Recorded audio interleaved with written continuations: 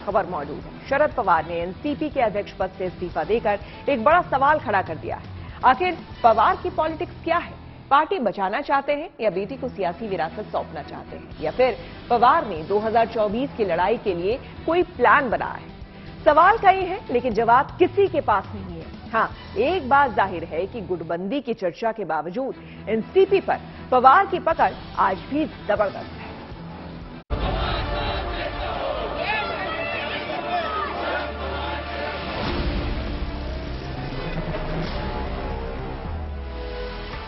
Party पर पवार की पकड़ समझनी हो तो कार्यकर्ताओं और नेताओं के इस हुजूम को देखिए, जो मांग कर रहे हैं कि पवार अपना इस्तीफा वापस ले और एनसीपी के अध्यक्ष पद पर बने रहें।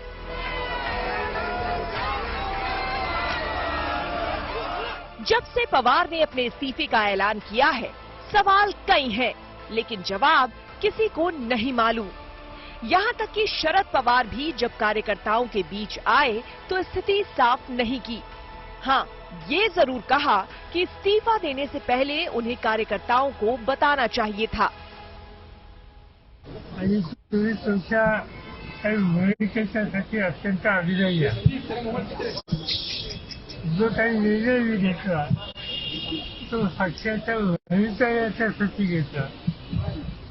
उद्याचं पक्षाचं काम कसं चालावं आणि आम्ही लोक जोपर्यंत भक्तसाहेब त्यांच्या मागं त्यामधून नवीन नेतृत्व हे शक्तिशाली करावं हा त्याच्या भाषणाचा हेतू होता।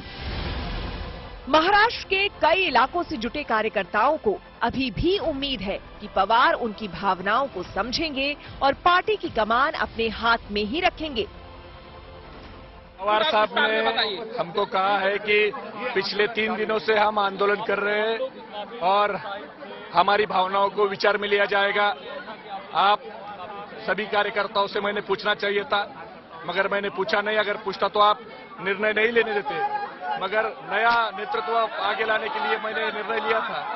मगर देश के सभी भागों से लोग उनको मिलने आ रहे हैं और वो सभी भागों के लोगों की भी उनको विनती है कि आप ये निर्णय वापस लो और ये हम सबके कार्यकर्ताओं के भावना का विचार कर आने वाले 2 दिन में पवार साहब निर्णय लेंगे, ऐसा उन्होंने सूचित किया है। कि ये 16 महीने तो आपको ये सोचना भी नहीं चाहिए कि मैं पार्टी के पद का इस्तीफा दूंगा। ये गलत समय है और कार्यकर्ताओं ने खून से पत्र लिखे हैं साहब को कि आप अपना अध्यक्ष पद पे आपको ही रहना चाहिए, भले आप कोई कार्याध्यक्ष नियुक्त करें। कार्यकर्ता ही नहीं, पार्टी के कई बड़े नेता चाहते हैं कि पवार अध्यक्ष पद पर बने रहें। कुछ ने तो पवार से अपना लगाव दिखाते हुए पार्टी के पदों से इस्तीफा दे दिया। एनसीपी ही नहीं, बल्कि राहुल गांधी और स्टालिन जैसे विपक्ष के नेताओं को भी लगता है कि मौजूदा राष्ट्रीय राजनीति के हिसाब से उनका अध्यक्ष पद पर रहना जरूरी है। महाराष्ट्र का प्रेसिडेंट नहीं, नेशनल प्रेसिडेंट है, तो उन्होंने कुछ काम शुरू किया है, वो काम कंटिन्यू करना है। ऑपोजिशन यूनिटी के बारे में उन्होंने जो काम शुरू किया वो कंटिन्यू करने के लिए उन्होंने इस्तीफा वापस लेना। स्वाभाविक है कि अपने जो साथ चलने वाले लोगों को उनके घर का हालचाल पूछना और उनको कैसे मदद की जाए और वो कैसे हमेशा इस व्यवस्था में बने रहे, तो इस विषय को लेकर राहुल जी ने सुप्रिया जी से बात की। एनसीपी के नेता और कार्यकर्ताओं की नजर पवार पर टिकी है, लेकिन खुद पवार क्या सोच रहे हैं इसकी खबर किसी को नहीं। जानकार मान रहे हैं कि अध्यक्ष पद से इस्तीफा देना पवार का मास्टर स्ट्रोक हो सकता है।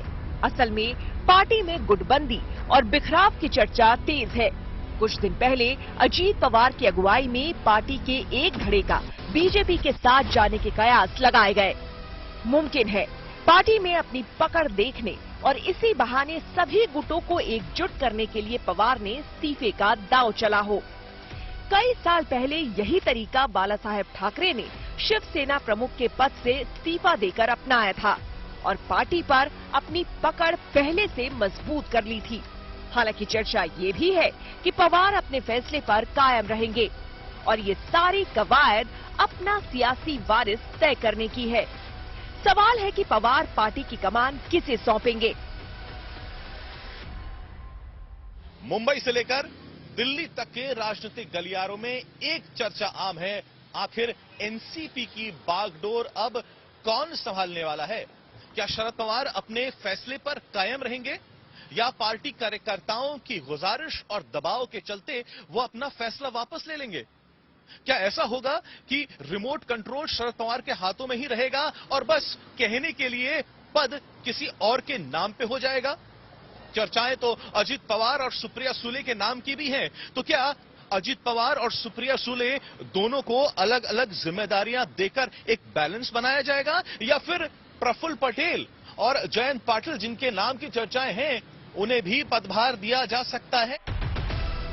पवार जब कार्यकर्ताओं के सामने आए तो कहा कि 15 लोगों की एक कमेटी बनाई गई है जो 5 मई को फैसला लेगी और जो भी फैसला लेगी उसे पवार मान लेंगे।